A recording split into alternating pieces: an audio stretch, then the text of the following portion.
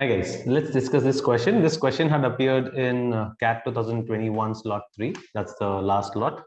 And for a lot of you, last slot was relatively complicated or difficult as compared to the other two slots.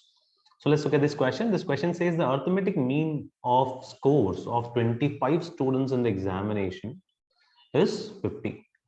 Clear? 5 of these students top the examination with the same score. Important points to note.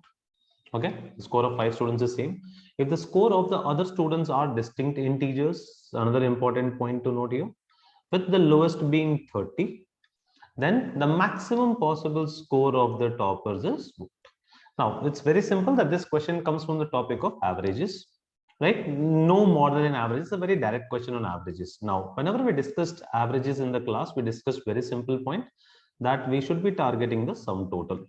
So when I look at my first sentence, I would rather write my sum total is equal to number of students, that is 25, into the average. So n into a becomes the sum total. So sum total is equal to 1250. 25 into 5 is 120. Clear? Right? Now, 5 of these students top the examination with same score. Now, let me assume that each of the top students scored X. So can I say the total of top 5 students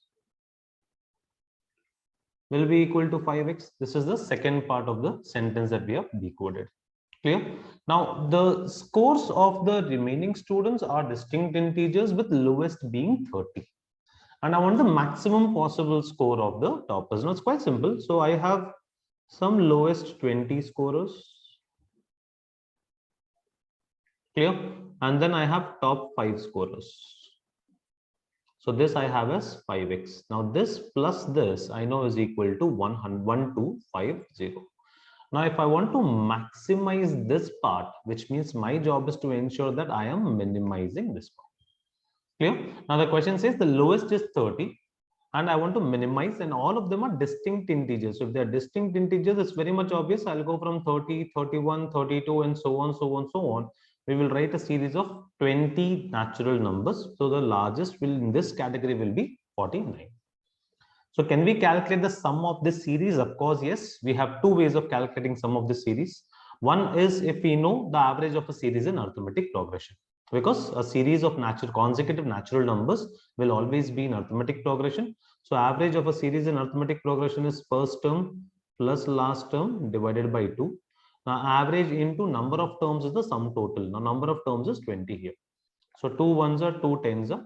So this is one way of looking at it. So plus 5x is equal to 1250. In this way we have minimized the score of the 20 students. So this gets 79 into 10 becomes 790 plus 5x is equal to 1250, or we eventually get 5x is equal to, you have a 460. Or in short, the value of x is equal to 460 divided by 5, which is equal to 92. So the maximum score of, right, the maximum score of the topper is going to be 92 according to this calculation. Right. So I think if we are very good at the basics and calculation, should not take more than 2 minutes to solve this.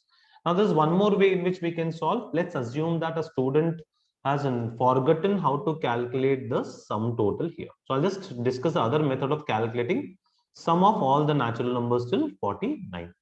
So if you have forgotten the formula to calculate the series, sum of a series in arithmetic progression, we can write these numbers as 30 plus 1.